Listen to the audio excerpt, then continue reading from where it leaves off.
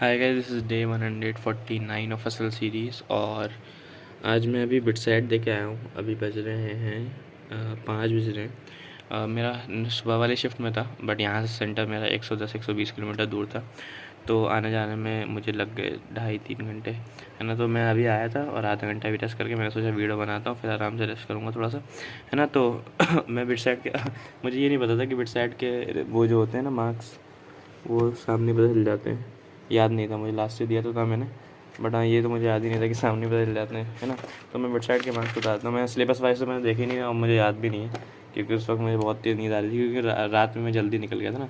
तो मेरे टोटल आए हैं 240 एग्जैक्ट, और मैंने अटैम्प्ट किया था शायद 280 के आसपास अटैम्प्ट किया था, और 270 280 और कट पिट के जितने भी 240 आ गए थे, है ना। तो ओवरऑल मुझे तो लगा ठीक ही है, क्योंकि जितनी भी हमने प्रिपरेशन तो हमने कम करी थी, बट जितनी भी करी थी फोटो क्लब से करी थी, जो भी करी थी मैंने मॉक्स वगैरह दिए थे, तो उनके मॉक्स बड़े रेलेवेंट थे यार। जो ओपन मॉक हुआ था ना, वो तो कुछ ज़्यादा ही था, मतलब उसमें भी मेरे इतने ही आए थे, शायद 232 आए थे, और रियल एग्ज़ाम में भी मेरे 240 आए हैं, और उसमें भी मैंने 270 के आसपास अटेम्प्ट करे थे, है ना। तो फोटो क्लब का ऑब्वियसली मॉक्स वगैरह मैंने उन्हीं के दिए थे। बिट साइड में मेरे पास और कोई रिसोर्स तो है ही नहीं, है ना। तो उनका तो बहुत ज़्यादा ही हेल्पफुल था।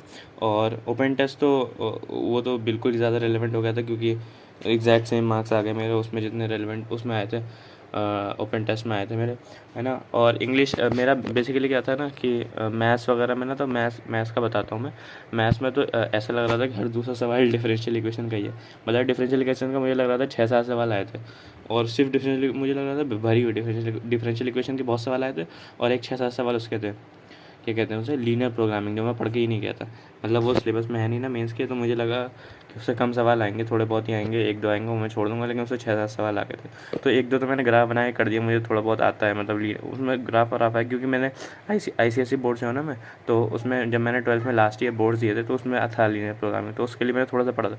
तो एक आध क्वेश्चन मुझसे हो गया था, बाकी मुझसे नहीं हुए थे, है ना। तो वो मैंने कर दिया था। प्रोबेबिलिटी का एक क्वेश्चन, मैं प्रोबेबिलिटी के 3 क्वेश्चन आए थे, तो प्रोबेबिलिटी का एक क्वेश्चन मैंने छोड़ दिया था, क्योंकि मुझसे हुआ नहीं। तो मैथ्स में मैंने शुरू करा केमिस्ट्री से, केमिस्ट्री मैंने पूरी कंप्लीट करी। फिर मैथ्स में आधी कर रहा था, तब तक मैंने टाइमर की नज़र गई कि मेरा 1.5 घंटा निकल चुका है ना। तो फिर मैंने कहा मैथ्स मैंने आधी पे छोड़ी, मैं फिजिक्स पे जम गया। फिजिक्स मैंने कंप्लीट करी, फिर मैंने LR जितना भी करना था मुझसे मुझसे ज़्यादा हुए नहीं, 20 में से मुझसे लग रहा है 5 ही हुए होंगे क्वेश्चन, है ना। उसमें अजीब अजीब से सवाल थे यार, मतलब सवाल तो जैसे आते हैं बिट साइड में वैसे ही थे, बट मुझसे हुए ही नहीं, क्योंकि मैंने LR के लेक्चर्स देखे नहीं थे फोटो क्लब के। मैंने थोड़े बहुत इंग्लिश के देखे थे, तो इंग्लिश मैंने सारी कर दी, और इंग्लिश में 10 में से मेरे 9 सही हो गए थे, है ना। केमिस्ट्री में थोड़ी बहुत गलतियाँ हो गई मेरी, सिली मिस्टेक्स वगैरह।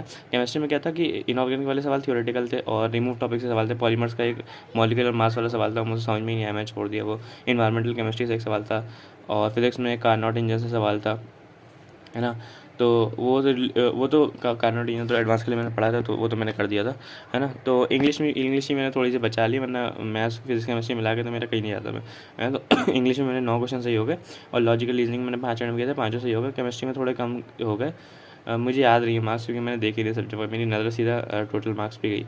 और बोनस तो किसी भी सवाल ही नहीं होता बोनस खोलने का, है ना, क्योंकि उतने मैंने पूरा अटेम्प्ट ही नहीं करा था। तो ओवरऑल पेपर का एक्सपीरियंस था वो बहुत ही सिमिलर था, मतलब लास्ट ईयर दिया था मैंने तो, और फोटो क्लब के जितने मॉक्स दिए मुझे बिट साइड का ऑलमोस्ट सिमिलर ही लगता है, सारे पेपर जितने भी फोटो क्लब के दिए मैंने, और लास्ट ईयर भी जो बिट साइड दिया था ना, तो मतलब ईजियर साइड भी रहता है थोड़ा सा मेंस से अगर कंपेयर करो। बट हाँ, इसमें स्पीड और एक्यूरेसी का बहुत ज़्यादा ही खेल होता है। मेंस में भी स्पीड और एक्यूरेसी तो होता है, बट इसमें कुछ ज़्यादा ही होता है ना। तो इसी वजह से ये वाला थोड़ा सा बच्चों को थोड़ा सा कम मार्क्स आए थे, इसलिए मिस्टेक्स वगैरह के होने के चांसेस ज़्यादा रहते हैं इसमें। तो क्वेश्चन ज़्यादा, वो सिली मिस्टेक्स होने के चांसेस ज़्यादा रहते हैं, और है ना। और बेसिकली उसमें उसमें क्या था कि मैं रिवीजन वगैरह करके गया था। मैं इनके जो शॉर्ट नोट्स होते हैं ना फोटो क्लब के, शॉर्ट नोट्स वाले सेक्शन में जाओगे, तो मैंने कल बताया भी था, मैंने टेलीग्राम पे अपडेट भी किया था कि मैं वेबसाइट के लिए थोड़ा सा पढ़ रहा हूँ। तो लास्ट में मैंने जो फिजिक्स के वो होते हैं ना, रिमूव चैप्टर सेमीकंडक्टर वगैरह, इनके नोट्स, क्योंकि इन्होंने पता नहीं इसने लिखा है, बहुत अच्छी हैंड राइटिंग में इनके नोट्स है, तो पढ़ने में मज़ा आता है मुझे, है ना। काफ़ी अच्छी हैंड राइटिंग में लिखा है यार, जिसने भी लिखा है हैट्स ऑफ भाई, है ना। तो मैं उन्हीं के नोट्स डाउनलोड करके मैंने केमिस्ट्री के रिमूव टॉपिक से थोड़ा बहुत देखा था, और फिजिक्स के सेमीकंडक्टर्स देखा था। तो नोट्स तो मुझे बहुत हेल्पफुल लगे इनके। और ओवरऑल भाई वेबसाइट में जो भी मैंने परफॉर्म किया यार, वो फोटो क्लब को ही जाता है, क्योंकि मेरे पास कोई और रिसोर्स था ही नहीं, है ना। तो 2-3 ही मॉक दिए, मैं सोच रहा था और मॉक दे दूँ। और हाँ, तो अब आगे मैं सेकंड अटेम्प्ट भी देने वाला हूँ, जो एडवांस के बाद होगा। अभी तो हम एडवांस पे फोकस रहेंगे, बट हाँ सेकंड अटेम्प्ट एडवांस के बाद भी हम सेकंड अटेम्प्ट के लिए प्रिपेयर करेंगे सही से, है ना। तो उसके लिए मैं फ़ोटो क्लब यूज़ करूँगा और सही से मॉक दूंगा। इसमें तो मैं 2-3 ही दे पाया क्योंकि एडवांस मेरा मेन फोकस था। बिट साइड तो सेकेंडरी था, बट हाँ बिट साइड भी हमें फोड़ना है तो हम फ़ोटो क्लब से ही फोड़ेंगे और हम फोड़ेंगे एडवांस के बाद, क्योंकि एडवांस के बाद थोड़ा बहुत हमें टाइम मिल जाएगा और फुल फोकस होकर मैं बिट साइड दूँगा और कोशिश करूँगा मैं 300-310 ये सब क्रॉस करने का। हाँ, तो यही था आज का, बस ये था। और अभी तो मैं फुल सिलेबस रिवीजन करने जा रहा हूँ क्योंकि कल मैं मैंने बताया था ना PY आज मॉक देने वाला हूँ मैं, और ये मेरा शेड्यूल रहने वाला है ना।